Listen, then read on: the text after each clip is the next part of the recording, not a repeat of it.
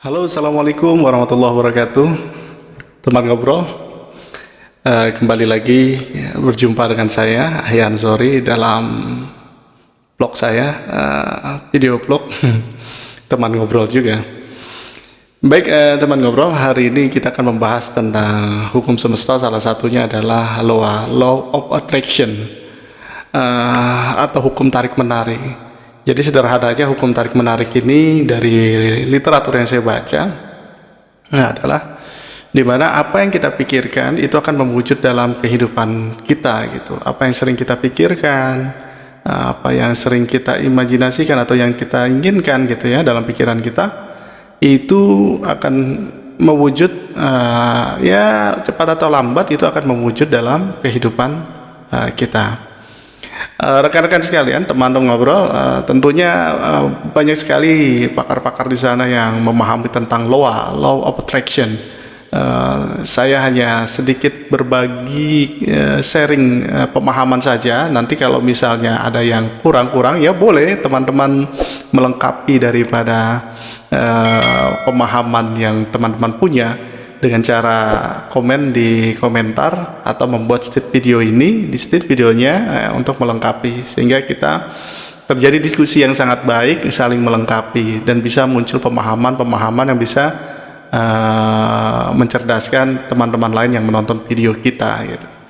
Baik rekan-rekan, kembali ke law of attraction gitu ya. Pada dasarnya gitu, buku yang fenomenal itu ada The Secret, kemudian ada Quantum Ikhlas punyanya RB Sentanu gitu. Ya, keduanya sih saling melengkapi gitu. Di buku The Secret gitu ya, poinnya ya sebenarnya ada 3 tahapan aja sih dalam law of attraction itu. Ada asking, kemudian believe, dan receive ya. Asking itu meminta, meminta, terus believe meyakini apa yang dipinta itu, dan receive maka dia akan mendapatkan apa yang dia yakini gitu. Hanya saja di Quantum Ikhlas punya RB Sentanu mungkin ada sedikit poin tambahan, yaitu ikhlas itu ya udah apa yang dipinta kemudian diyakini, kemudian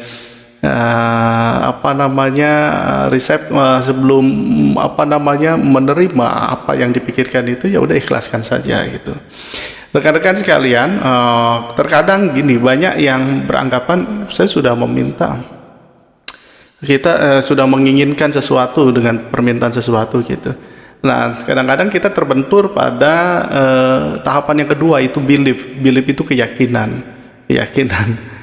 Misalnya, wah pengen punya penghasilan 1 M dalam sebulan gitu. Tapi keyakinan kita dalam hati mengatakan bisa nggak ya gitu. Kayaknya nggak bisa nih gitu.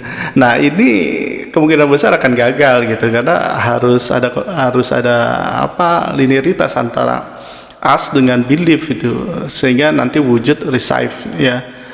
Believe, as meminta, kemudian meyakini apa yang diminta, ya maka akan hadir sesuatu yang diminta itu cepat atau lambat gitu. Contoh lain misalnya Piala Dunia 2023 itu juaranya kan Argentina. Ketika Argentina seandainya bertemu dengan Indonesia lah gitu di satu laga tertentu gitu, kita sebagai jiwa nasionalisme kita menginginkan Indonesia yang menang gitu ya, karena memang kita orang Indonesia gitu.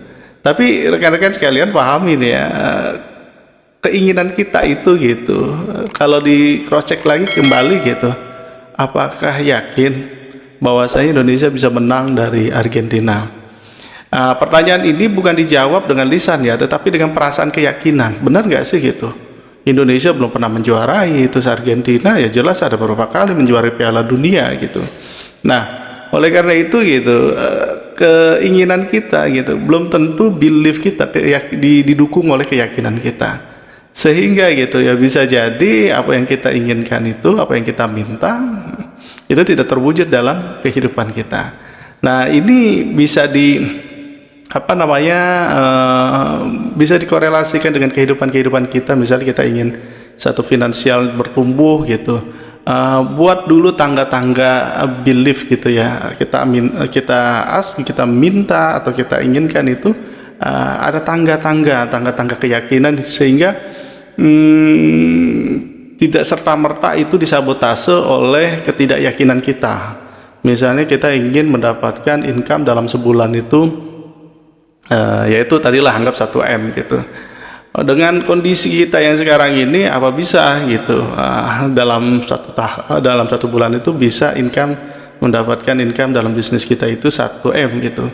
Tentu perasaan ini harus dijawab jujur oleh diri kita. Apakah diri kita betul-betul meyakini apa yang kita pinta, atau sekedar ego saja gitu ya, ego yang ada gitu, bukan keyakinan tapi ego.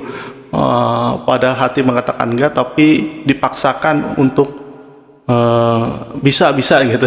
Padahal enggak juga. Menurut saya gini, keyakinan itu enggak bisa dipaksakan ya gitu, dia akan muncul secara naluriah gitu, bisa apa enggak gitu.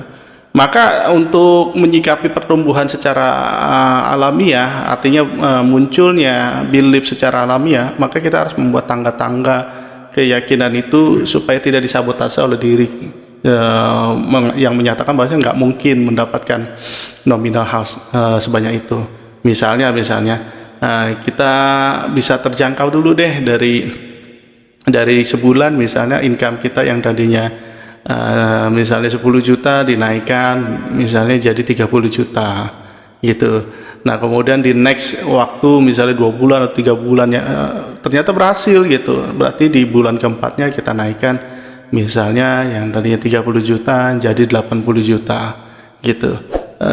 Ada kepercayaan diri dulu ketika itu tercapai gitu ya, yang 30 juta di step awal gitu, kita akan muncul suatu kepercayaan diri. Kepercayaan diri ini setali dua uang dengan percaya, oh berarti kalau kita lakukan kita mampu ya, kita bisa ya.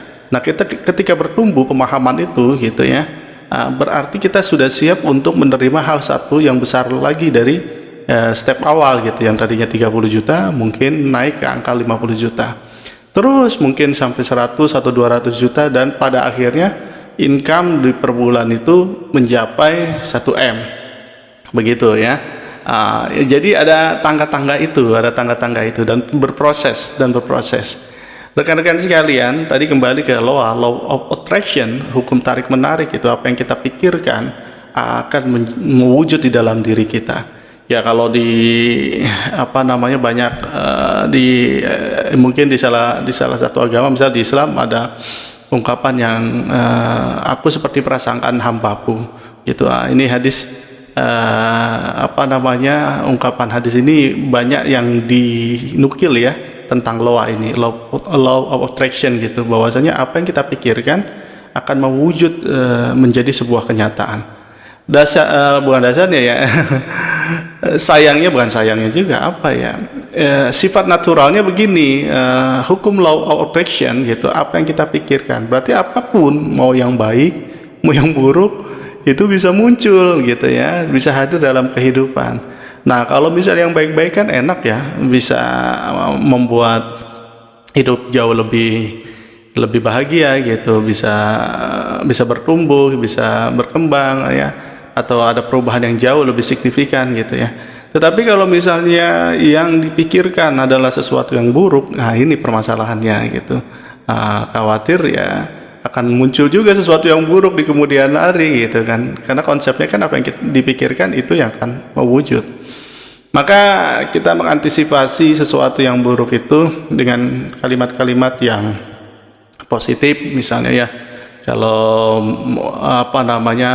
kadang-kadang kalau kita mau berpisah dengan teman, terus kita memberikan teman biasa sapaan, hati-hati ya di jalan gitu, hati-hati, kesannya gitu khawatir gitu terjadi sesuatu dan seterusnya gitu. Bagaimana kalau misalnya diganti dengan sehat-sehat ya di jalan gitu, senang-senang ya di jalan, atau apapun itu bahasanya yang sekiranya di hati itu rasanya lebih nyaman, bukan ketakutan gitu, lebih kepada kepercayaan diri. Nah hal-hal seperti ini gitu bisa dilakukan di tiap hari ya, di setiap hari kita, sehingga konsep law of attraction ini bisa bisa bekerja gitu. Ini dari persepsi pandangan saya ya, artinya dari sebuah pemikiran saya. Kembali kepada teman ngobrol mungkin punya persepsi yang berbeda dan seterusnya. Oh iya, law of attraction itu bukan berarti dia meminta atau menginginkan terus kemudian dia percaya terus nunggu nerima. Menurut saya nggak gitu konsepnya. Jadi ketika seseorang melakukan hukum semesta tentang law of attraction, hukum ketertarikan ini ya, tarik menarik nih. Nah, maka ketika dia menginginkan sesuatu atau meminta, membutuhkan sesuatu dan dia meyakini, nah ketika sikap meyakini ini berarti ada mentality yang menggerakkan tubuhnya gitu. Satu sikap mental yang menggerakkan tubuhnya untuk receive, untuk menerima kejadian itu atau sesuatu yang diinginkan itu muncul dalam realitas kehidupannya gitu. Artinya apa gitu ya, misalnya ya tadi kembali kepada finansial yang ingin bertumbuh gitu, misalnya income dari 10 juta mau naik 30 juta gitu. Bukan berarti dia meminta terus meyakini gitu terus habis itu menunggu, tidak, tetapi harus ada actionnya. Misalnya dia mengupgrade selling daripada penjualan bisnisnya gitu ya, atau dia membuka bisnis baru gitu, atau dia macam-macam gitu. Sikap mental itu yang mendorong akhirnya ada kegiatan-kegiatan penunjang mensupport daripada keberhasilan untuk mendapatkan income 30 juta gitu. Jadi bukan berpangku tangan gitu. Jadi ada gerakan gitu, ada ikhtiar, yang disebabkan karena belief, keyakinan. Keinginan dan keyakinan yang disatukan itu memunculkan reaksi gitu, memunculkan sebuah kegiatan untuk mencapai sesuatu itu yang diinginkan gitu. Jadi ask, believe, receive itu ya, antara ask, believe itu semacam ada jeda, baru receive. Nah, jedanya apa ya, itu tadi reaksi sikap mental yang terbentuk akibat ask, melihat keinginan, kemauan yang dicampur oleh keyakinan dan memunculkan reaksi atau sikap perilaku ikhtiar yang mewujudkan menjadi receive itu ya, mewujud keinginan itu dalam kehidupan. Oleh rekan-rekan, kemungkinan untuk pembahasan loa seperti itu yang saya pahami. Jadi teman-teman boleh mengkritisi, menambahkan atau apapun itu, menceritakan pengalamannya juga boleh, juga memberikan masukan-masukan juga boleh. Intinya boleh komen di kolom komentar atau buat video, stage video ini untuk melengkapi video yang selanjutnya, atau video ini bisa menjadikan sarana untuk diskusi. Dan para pakar-pakar, terima kasih seandainya Anda berkenan untuk mampir ke video ini. Terima kasih. Assalamualaikum warahmatullahi wabarakatuh. Assalamualaikum.